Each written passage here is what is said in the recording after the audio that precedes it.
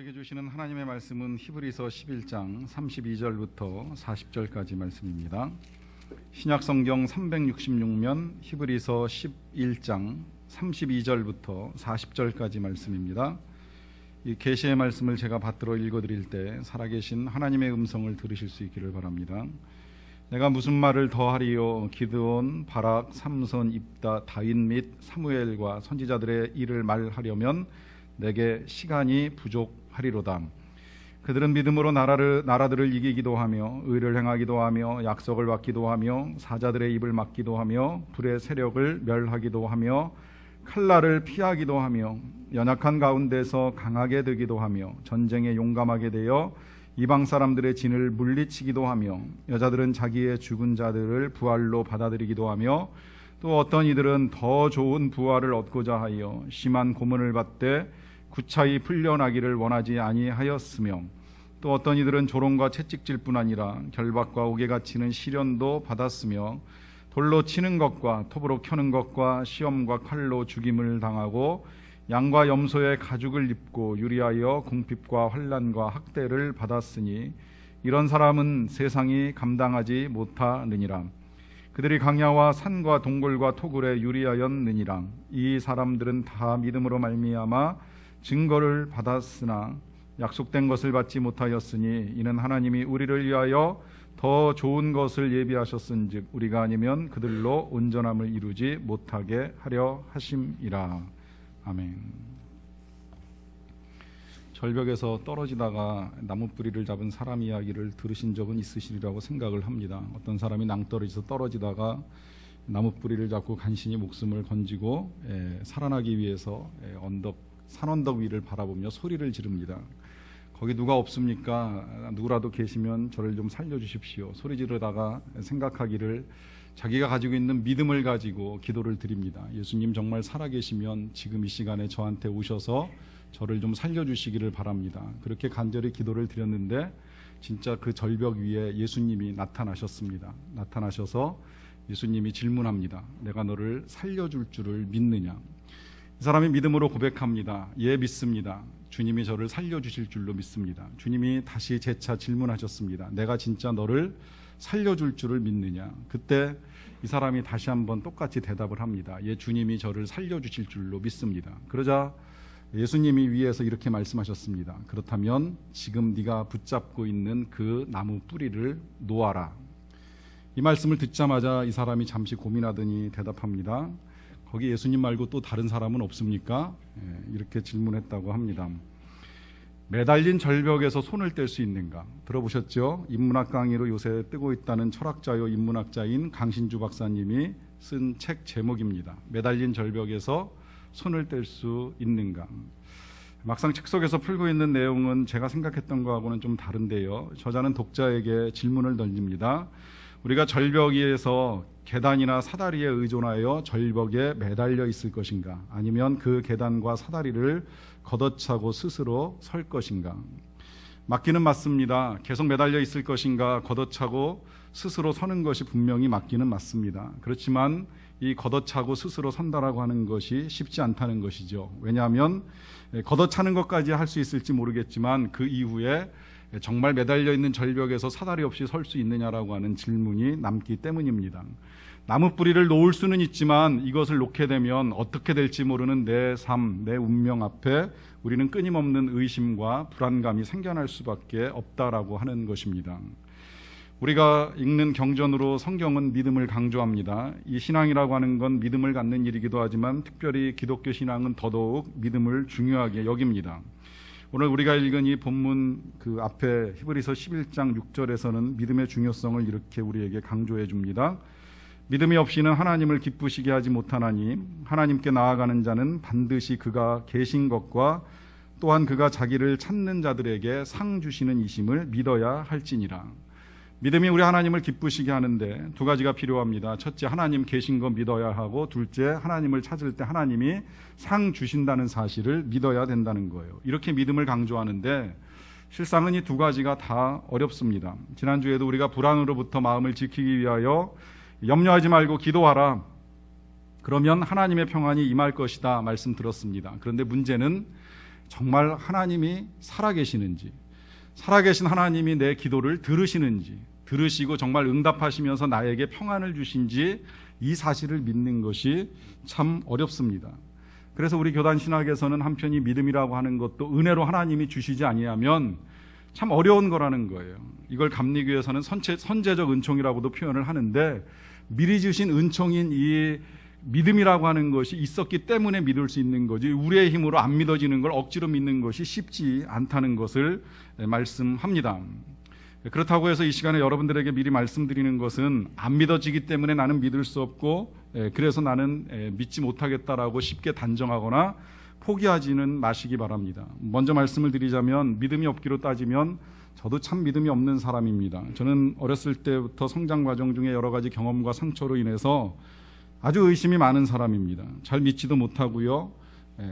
이런 제가 하나님을 믿을 수 있게 되고 목사가 된 것을 보면 전 여러분들이 저보다는 훨씬 더 많은 가능성을 가지고 있다라고 생각을 합니다. 저는 신앙생활을 중학교를 다니면서부터 제대로 하기는 했지만 몇 차례의 이 의심의 과정들이 전혀 없었던 건 절대 아닙니다. 심지어 하나님의 부르심 가운데에 신학교에 입문을 하고 신학 공부를 하는 과정 중에도 지금까지 제기했던 여러 가지 질문들에 대한 의문이 끊임없이 제 안에 있었기 때문에 누구보다도 이런 과정들이 우리에게 필요하다라고 하는 것을 분명하게 알고 있습니다. 그래서 억지로 믿으라고 말씀을 드리지는 않겠습니다.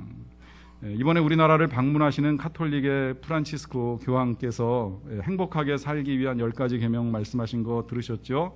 그 가운데 이런 말씀이 있습니다. 나의 신념이나 종교를 남에게 강요하지 말라. 이렇게 말씀 안 하셔도 사실 저는 목회를 하면서 제가 강요할 수 없다는 사실을 분명하게 인정하고 또 실제로 그와 같은 목회를 하기 위해서 애를 씁니다. 물론 제가 말씀을 전달하는 책임을 맡고 있기 때문에 이 자리에서 계속 하나님의 말씀을 전하는 일을 하지만, 제가 전하는 모든 것들을 모든 성도들이 다 100% 받아들인다라고 하는 생각을 가지고 있지는 않습니다. 그러하기 때문에 무조건 믿어야 된다라고 제가 전한다라고 해서 여러분들이 믿을 수 없다라고 하는 사실도 인정합니다. 누구를 가르치는 것도 쉽지 아니한데 믿음이 없는 사람에게 믿음을 불어 넣어주는 것은 더더욱 어려운 일이 될 수밖에 없습니다. 누가 그러더라고요. 세상에서 어려운 일 2가지가 있는데, 첫 번째가 내 생각을 남의 머릿속에 집어넣는 일이고, 두 번째가 남의 주머니에 있는 돈을 내 주머니에 넣는 일이라고 합니다. 이 첫 번째 일을 하는 사람을 선생님이라고 이야기하고요, 두 번째 일을 하는 사람을 사장님이라고 부른다고 합니다. 그리고 이 어려운 2가지 일을 한 방에 다 하는 사람을 마누라라고 부른다고 그러더라고요. 그러므로 선생님에게 대드는 건 배우기 싫은 것이고, 사장님에게 대드는 것은 돈 벌기 싫은 것인데, 마누라에게 대드는 건 살기 싫은 것이라고 그러더라고요. 여러분, 부인한테 잘하셔야 됩니다. 제가 최근에 어떻게 강의 듣다가 저도 알게 되었는데, 여자들이 감옥에 많이 가진 않지만 감옥에 있는 여자들의 제일 많은 죄가 뭔지 아세요? 첫째는 사기라 그러더라고요. 사실 여자들은 폭행이나 강도, 도적 이런 것들로는 별로 감옥에 안 가는 것 같아요. 제일 첫째가 사기이고, 두 번째로 많은 이유가 뭔지 아세요? 살인입니다. 근데 이 살인이라 그러면 어떤 살인일까요? 누구를 죽이고 감옥에 왔을까요? 아시는 분들은 아시겠지만 의외로 남편입니다. 끄떡끄떡 하시면 조심하셔야 됩니다. 그럴 수 있겠구나 이렇게 생각하셔도 안 됩니다. 여러분, 그래서 이거 누가 그러더라고요. 아내가 해주는 음식 맛있다고 덥석덥석 먹다가 큰일 난다고.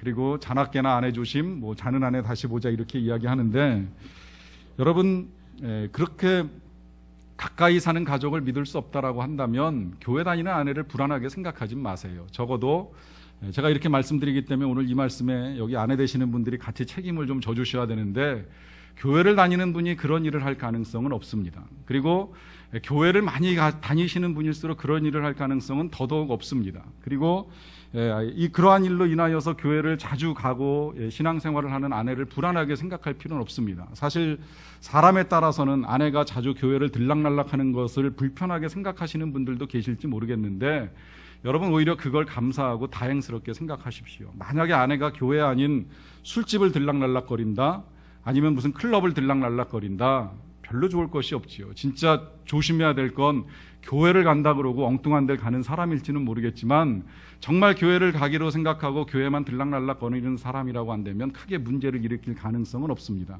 그런데 문제는 이제 그러한 일들이 이 말과 행동이 달라지면서 사람들 사이에 의심이 생겨나는 일인데, 이 의심이라고 하는 게 물론 이제 앞으로 이 의심의 과정들을 우리가 풀어나가는 걸 제가 말씀을 드리겠습니다만, 일상 속에서 일어나는 이 의심조차도 우리가 잘 다루지 아니하면 의심은 생각보다 심각한 문제를 야기할 수 있다는 거예요. 특히 가족 간의 의심은 더더욱 그렇습니다.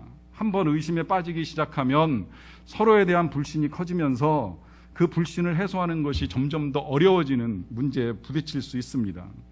실제 있었는지 모르겠지만 남편의 외도를 의심하는 아내가 남편이 들어올 때마다 옷을 검사한다잖아요. 검사하면서 뭐 하나 여자가 함께 있었던 흔적만 보이면 그렇게 남편을 괴롭히고 힘들게 하는 여자분이 계셨다는 거예요. 그래서 뭐 긴 머리카락 하나 붙어 있으면 누굴 만나고 왔느냐, 누구와 무슨 짓을 했느냐. 사실 이 전철 안에서 비좁은 공간 안에 움직이다 보면 때로는 이 생각지 않게 이 남자 몸에 여자의 머리카락이 붙는 일이 있을 수도 있고요.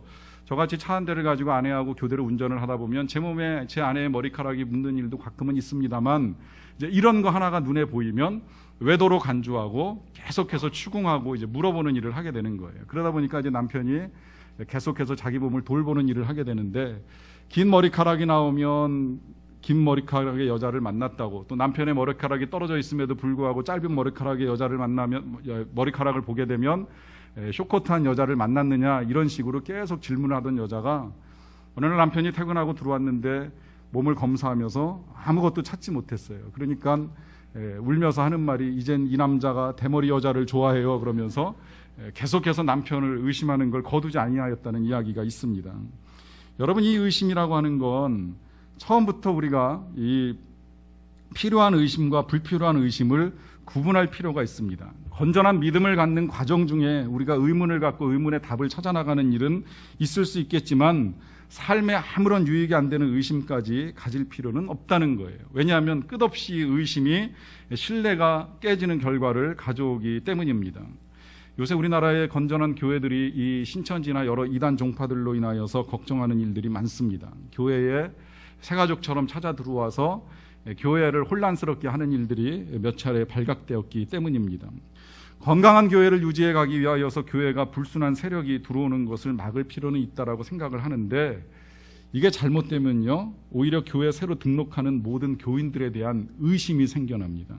우리가 함께 섬겨야 되고 함께 사랑을 나누고 예배를 드려야 될 귀한 믿음의 지체들을 하나님께서 보내어 주셨는데, 이 사람들을 우리가 서로 의심의 눈길로 바라보는 건 참 불행한 일이 될 수밖에 없기 때문입니다. 마찬가지로 한 가정이라고 하는 건 서로 신뢰하고 서로 사랑하면서 서로를 섬기도록 하나님이 허락해 주신 귀한 믿음의 지체들이 될 터인데, 이 부부간에 혹은 부모 자녀 간에 서로를 의심하며 불신하는 일들이 커진다고 생각을 해보십시오. 여러분, 삶이 불행해질 수밖에 없습니다. 그래서 서로가 서로를 신뢰해 줄 수 있어야 되고, 또 신뢰받을 만한 행동을 할 수 있어야만 합니다. 특히 아내가 남편을, 남편이 아내를 신뢰해 주는 것도 필요합니다만은, 부모가 자녀를 믿어줄 때에 우리의 자녀들이 건강하게 잘 자랄 수 있다라고 하는 믿음을 가지고 자녀를 향한 신뢰를 보내주시는 것이 필요합니다. 또 반대로 당신이 날 믿어야 된다고만 말할 것이 아니라, 부모님이 저를 믿어주셔야 된다고만 말할 것이 아니라, 또 우리 입장에서도 상대방이 나를 믿을 수 있도록 우리의 삶의 정직성과 투명성을 드러내는 것이 필요합니다. 저는 휴대전화를 쓰면서 그 스마트폰의 잠금장치를 해본 적은 한 번도 없는데, 잠금장치를 하고 이렇게 전화기를 사용하시는 분들이 많아서 어떻게 하다가 이제 그 이유를 함께 나누게 된 경우가 있어요. 그랬더니 이제 저한테 설명을 해주신 분은, 전화기의 잠금장치를 사용하는 것은 아이가 이걸 이제 잘못 열게 되면 그 안에 이것저것 만지다가 뭐 날아가는 것도 있고 또 쓸데없이 지출되는 것도 있어서 아이가 손을 못 대게끔 이제 잠금 장치를 해놨다라고 하시는 설명을 해 주시더라고요. 이 잠금 장치를 하는 이유는 다 여러 가지가 있으리라고 생각을 하기 때문에 그 자체를 부정적으로 볼 수는 없는데요. 다만 내가 가지고 있는 전화기에 가족 중에 누가 절대 봐서는 안 되는 일을 가지고 있다라고 한다면 이 자체가 신뢰를 깨트리고 의심을 불러일으킬 수 있다는 거예요. 내가 가지고 있는 그 어떤 것이라도 내 사랑하는 가족들에게는 누구에게나 열어줄 수 있고 보여줄 수 있는 이것이 서로의 의심을 털어내고 믿음을 쌓아가는 일이 되기 때문입니다. 자, 그렇다면 우리가 신앙생활을 하는 가운데 생겨나는 의심은 어떻게 할까요? 앞서 말씀드린 대로 이 의심 자체를 부정적으로 보지는 않습니다. 과거에는 성도들에게 목회자가 덮어놓고 믿어라, 무조건 믿어야 된다라고 말씀을 하시는 경우도 종종 있기는 했습니다. 그렇다고 덮어놓고 의심을 하는 것도 문제가 되기는 합니다만은 일단 덮어놓지 말고 저는 열어놓고 여러분들이 믿음을 가지셔야 된다라고 말씀을 드리는데, 열어놓는다라고 하는 건 성경을 열고 이제 믿음을 가지기 위한 일들을 해나갈 수 있어야 된다는 거예요. 그런데 아무리 성경을 열어도 성경 시작부터 우리는 이제 의심을 갖게 되는 여러 가지 일들이 생겨납니다. 하나님이 계시는 것부터 시작해서 하나님이 세상을 만드신 것, 그리고 쭉 읽어나가다 보면 우리 예수님이 부활하신 이 모든 사건들이 우리가 일상적으로 경험할 수 없는 일들이다 보니까 이 일들 앞에 우리는 끊임없이 과연 이것이 사실인가 진리인가라고 하는 의심 앞에 직면하는 일이 있습니다. 여러분, 이 믿음을 갖는 것이 얼마나 어려운지요. 예수님을 3년 동안 보고 3년 동안 쫓아다닌 예수님의 제자도 의심을 못 가졌어요. 이 믿음을 못 가졌어요. 의심을 가졌어요. 그래서 우리가 이 믿음과 의심의 문제를 다루게 되면 그 제자였던 도마의 이야기를 할 수밖에 없는데, 도마는 예수님을 따라다니면서 계속 들었습니다. 예수님이 미리 말씀해 주셨어요. 이것이 미리 말씀이 안 되면 우연한 사건으로 볼 가능성이 크기 때문에 미리미리 내가 언젠가는 사람들에 의하여 잡히게 된다, 십자가에서 죽게 된다, 죽게 되면 사흘 만에 다시 살아날 것이다, 몇 차례 미리미리 예고를 다 해주셨습니다. 그리고 그 말씀대로 실제 예수님은 세상을 떠나셨는데 3일 만에 다시 살아나셨어요. 살아나셔가지고 그 살아나신 몸을 제자들에게 보여주셨습니다. 근데 안타깝게도 이 자리에 이 제자 도마가 함께하지 못했어요. 그리고 나중에 이야기를 전해 듣습니다. 전에 들으니까 똑같은 반응을 보이는 거죠. 우리들이 보일 수 있는 반응을 보이는 거예요. 그게 진짜냐?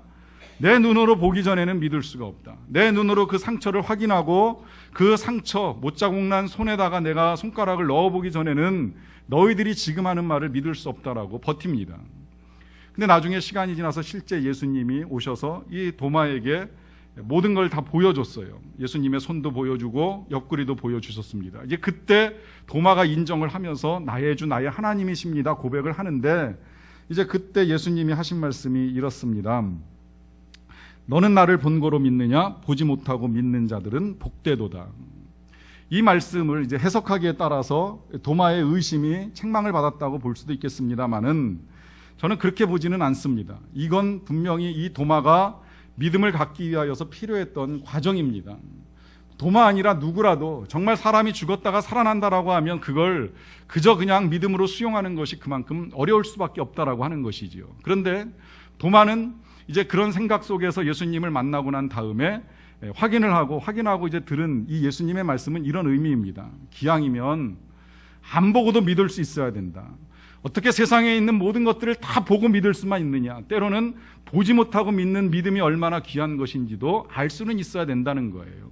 이 말씀과 더불어서 이제 확실한 믿음을 갖게 된 이 도마는 그 이후에 예수님을 떠나지 않습니다. 그리고 끝까지 예수님을 믿습니다. 예수님을 위하여 복음을 전하는 일을 하고 더 나아가서는 그 예수님의 이름으로 순교의 자리까지 나아가서 순교의 영광을 누리게 됩니다. 의심이 부정적으로 볼 필요가 없다라고 말씀을 드리는 이유는 여기에 있습니다. 이 의심의 과정이 필요하긴 하지만 그 과정 끝에 우리는 또다시 강한 믿음의 사람으로 설 수 있기 때문입니다. 문제는 의심을 갖는 것이 아니라 이 의심 때문에 내가 믿기로 결정한 것들을 포기하고 멈추는 것입니다. 예수님의 그 제자들 가운데는 또 의심을 가졌던 제자 중에 유다라고 하는 사람이 있습니다. 똑같이 3년을 따라다녔어요. 따라다니면서 계속 의문을 갖습니다. 저 예수를 따라다니면 내가 원하는 일을 이룰 수 있을까? 내 삶에 도움이 될까? 이런저런 계산 복잡하게 하다가 마지막 순간에 이건 아니다 싶어가지고 예수님을 버리고 떠나갑니다. 중간에 멈췄어요. 근데 그 삶의 결과는 결국 자살이라고 하는 비극으로 끝나게 됩니다. 끝까지 그 의심을 털어내지 못하고 중간에 멈췄기 때문에 비극을 겪게 되는 것이지요. 그러하기 때문에 혹 믿음을 갖는 일이 어렵다라고 한다면 저는 여러분들에게 찰스 무디 목사님의 말씀을 권고해드리고 싶습니다. 이렇게 말씀하셨습니다. 성경을 읽다가 의심이 간다면 성경을 두고 나가서 리어카를 끄는 사람을 밀어주고 와서 다시 읽으라. 사실 이 말씀을 처음에 들었을 때 이게 무슨 의미일까라고 하는 생각도 여러 번 했었는데요. 제가 기회가 주어져서 하나님의 이름으로 선교지에 다니면서 잠깐 선교하는 일들을 하고 돌아올 때 이 말씀의 의미를 깨닫게 되었어요. 하나님의 말씀을 있는 그대로 다 믿는 것이 쉽지는 않지만, 그러나 하나님께서 사역하시는 선교 현장에서 하나님의 이름으로 행해지는 일들을 보게 될 때에, 아니면 하나님의 이름으로 행하는 일들을 통하여서 제 의심이 믿음으로 변하는 것입니다. 사실 생각해 보면 우리가 집에서나 혹은 교회에서 듣는 것, 우리 일상에서 경험해 나가는 여러 가지 일들 가운데에 하나님을 경험하는 게 쉽지 않습니다. 우리는 하나님의 기적보다 발달된 의술이 훨씬 더 빠른 시대에 살고 있습니다.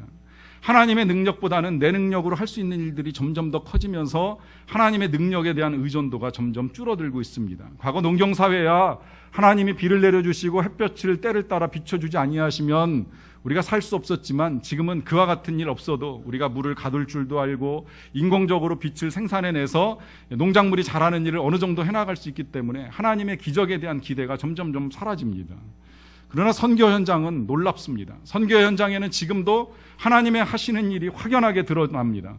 황무지가 변하여서 농토가 되고 사람 살 수 없었던 것 같은 여겨지는 곳에서 사람들이 모여서 여러 가지 일들을 이루어가면서 하나님을 예배하는 광경을 목격하게 되면 하나님이 살아계심을 그저 의심만 하고 있을 수는 없다라고 하는 사실이 점점 더 분명해집니다.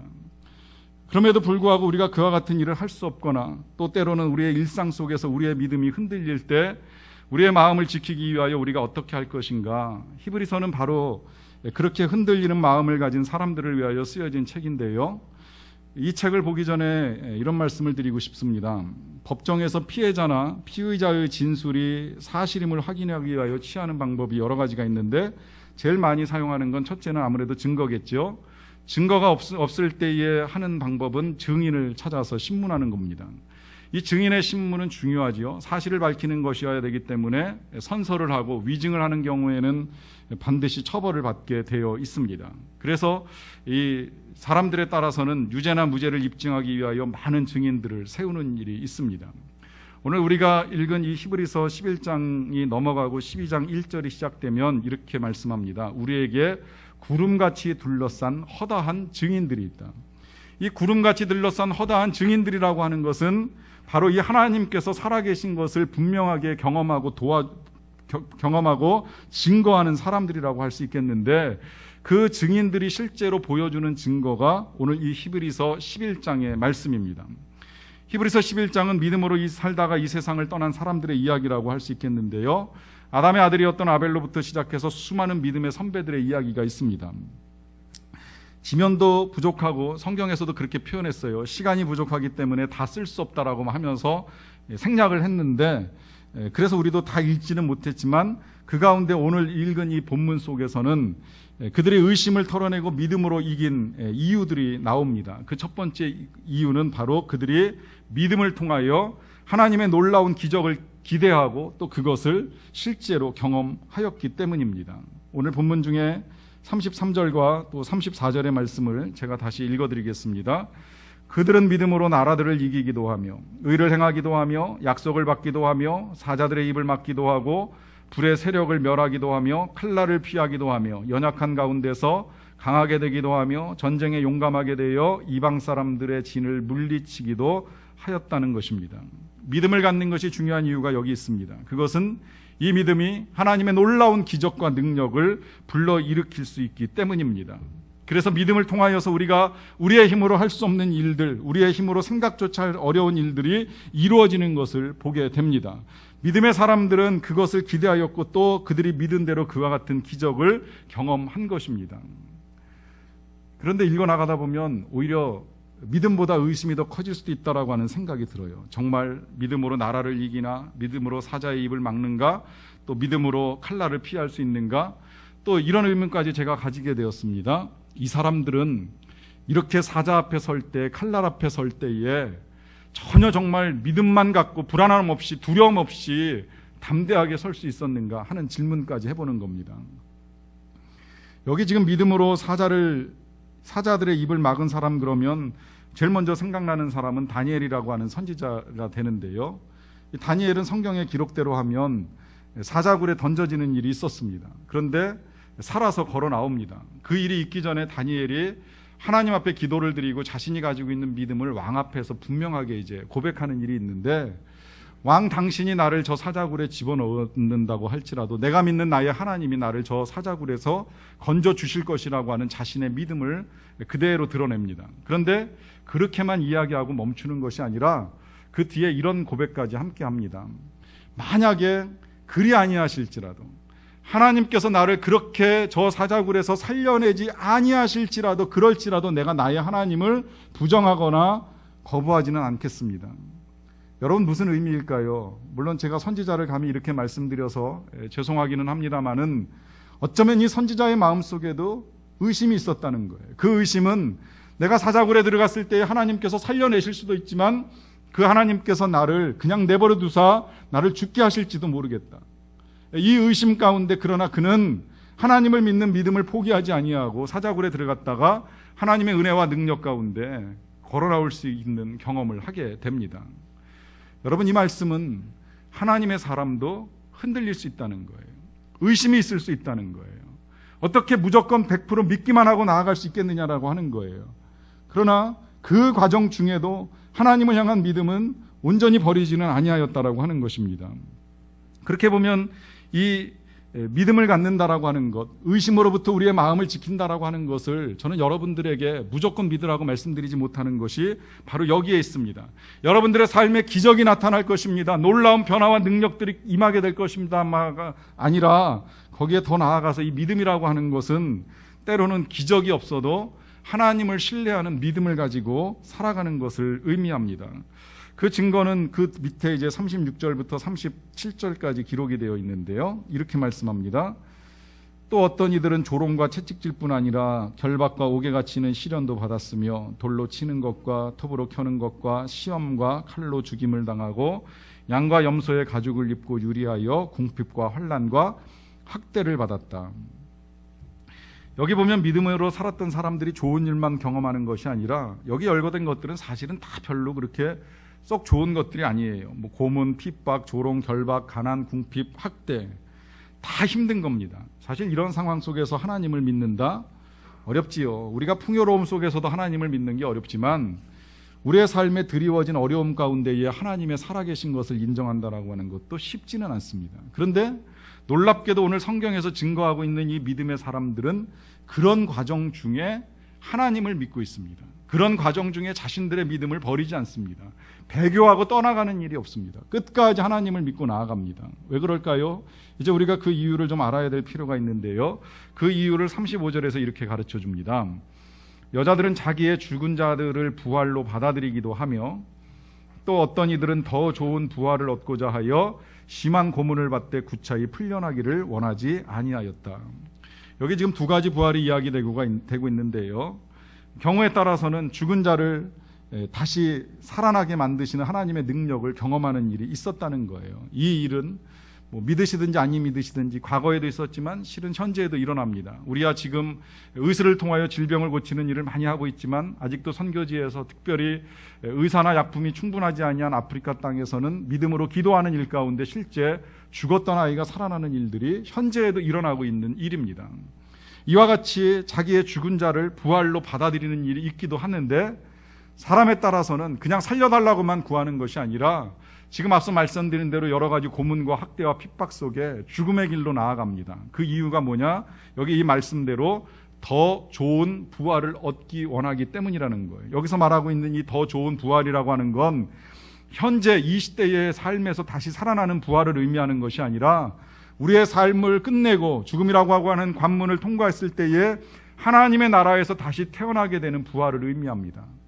왜냐하면 이걸 아셔야죠. 현재의 삶에서 부활하여 다시 살아나는 일은 다시 살아나도 힘듭니다. 여러분, 사람이 질병 가운데 벗어나기를 소망하는 걸 부정할 수는 없지만 이 세상에서 다시 살아난다고 해도 근심 걱정 온전히 다 사라지진 않습니다. 이 땅엔 여전히 슬픔이 남아 있습니다. 끝없이 사고가 일어납니다. 고통과 눈물이 그치지 아니합니다. 그런 의미에서 진정한 부활의 기쁨을 맛볼 수 있는 건 이 땅에서 죽을 병에 걸렸다가 다시 살아나는 것이 아니라 하나님의 나라에서, 죽음이 없는 하나님의 나라에서 영원한 생명을 가지고 다시 태어날 때에 눈물 근심 없는 곳에서 살아가는 것입니다. 그 더 좋은 부활을 얻고자 하여서 심한 고문을 받았지만 구차히 풀려나기를 원하지 아니하였다라고 하는 말씀을 하고 있는 것입니다. 이 세상에서 기적을 경험하는 것보다도 더 좋은 부활이 예비되어 있다는 믿음이 있기 때문에 어떤 어려움 중에도 흔들리지 아니하는 그들의 믿음을 보여주는 것입니다. 이렇게 말씀을 드릴지라도 여전히 이런 의문이 남아 계실 수 있으리라고 생각을 합니다. 이 시대에 과연 그와 같은 믿음을 가지고 우리가 살아가는 것이 쉬운가 하는 질문입니다. 다시 한번 그들이 그렇게 죽어가면서도 믿음을 버리지 못한 이유가 무엇일까 생각을 해보는데요.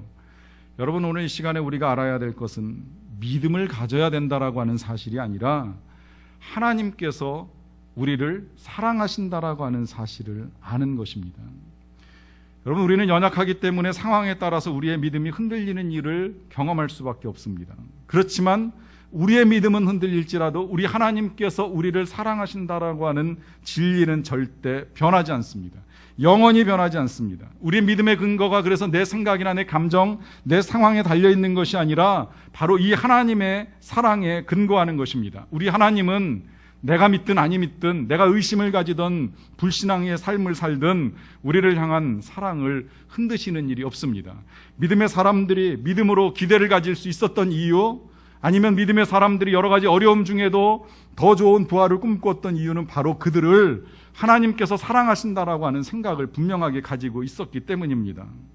다시 말씀드리지만 제가 목사라고 해서 제가 믿는 하나님에 대한 믿음을 여러분들에게 강요하지는 않습니다. 물론 여러분들이 제가 전하는 말씀을 듣고 하나님을 만날 수 있고 하나님을 알 수 있으면 그것이 저의 사명이고 사역이기에 저는 무척이나 감사하게 생각을 할 것입니다만, 억지로 되지 않는 이 일 때문에 여러분들에게 하나님을 믿으셔야 된다라고 강요하면서 말씀을 드리지는 못하겠습니다. 다만 제가 이 시간을 통하여서 분명하게 나누고 싶은 것은 하나님께서 저를 사랑하신다라고 하는 사실입니다.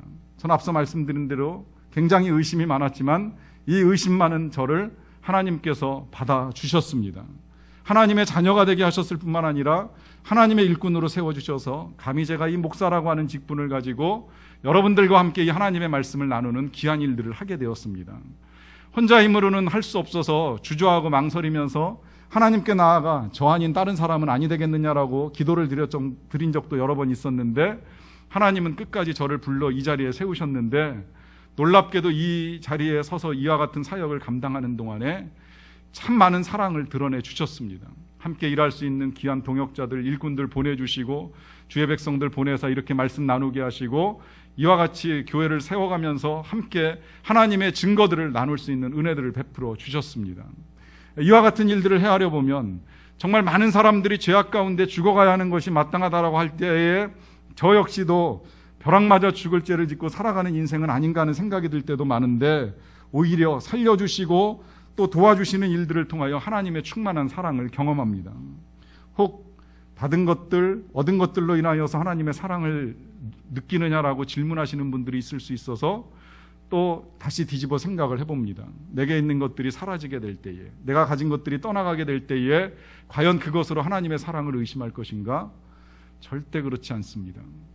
하박국 선지자가 고백한 것처럼 무화과 나무에 열매가 없고 포도나무에 소출이 없고 외양간에 소가 없고 우리의 양떼가 없을지라도 그래도 분명히 한 가지 확신할 수 있는 사실, 하나님은 저를 떠나지 아니하십니다. 하나님은 저를 버리시는 법이 없습니다. 하나님은 저를 천국으로 인도하시겠다라고 하는 이 진리의 말씀대로 이루실 것을 저는 기대합니다. 제가 비록 의심이 있고 죄악이 있고 허물이 있고 부족한 점이 많을지라도 사랑하신다라고 결정하신 이 진리의 사실이 변함없다라고 하는 사실을 저는 의지합니다. 그래서 제 마음이 흔들리던, 제 마음에 의심이 생기던 저는 이 믿음을 가지고 끝까지 걸어갈 것을 다짐합니다.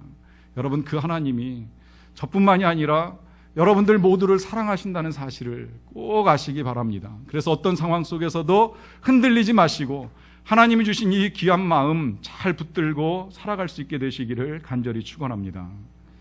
기도하시겠습니다.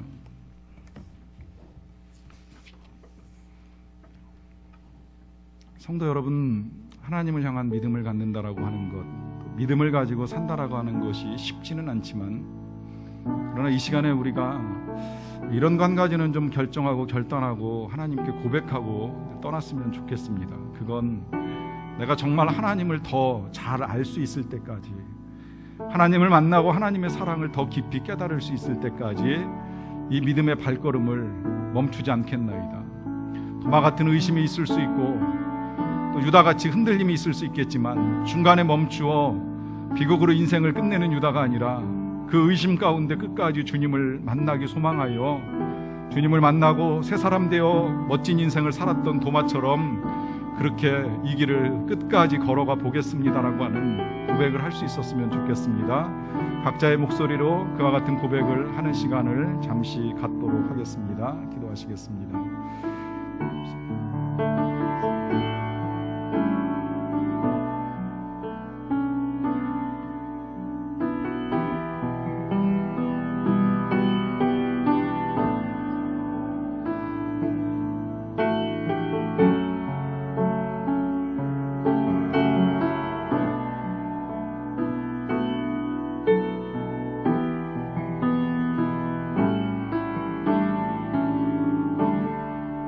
사랑의 하나님, 감사합니다. 우리가 하나님을 모를 때에도 하나님이 우리를 사랑해 주셔서 감사드립니다. 우리가 하나님을 사랑하지 아니하여도 우리를 사랑하신다고 말씀하여 주셔서 감사드립니다. 우리가 믿음이 없고 의심 가운데 흔들릴지라도 우리를 사랑해 주셔서 감사드립니다. 하나님, 우리가 하나님의 사람이라고 불러지기는 하지만 그러나 그에 합당한 삶을 살지 못할 때에도 우리를 향한 사랑의 끈을 놓지 않으시고 우리를 품으시고 우리를 받으시는 그 넓은 사랑의 하나님 살아계심으로 인하여 감사를 드리옵나이다. 그 깊은 사랑 더 많이 깨달아 알게 될 때까지 우리가 이 믿음의 발걸음을 옮기고 걸어가는 여정 중에 동행하시고 증거들을 드러내 주시옵소서. 예수님의 이름으로 기도하옵나이다.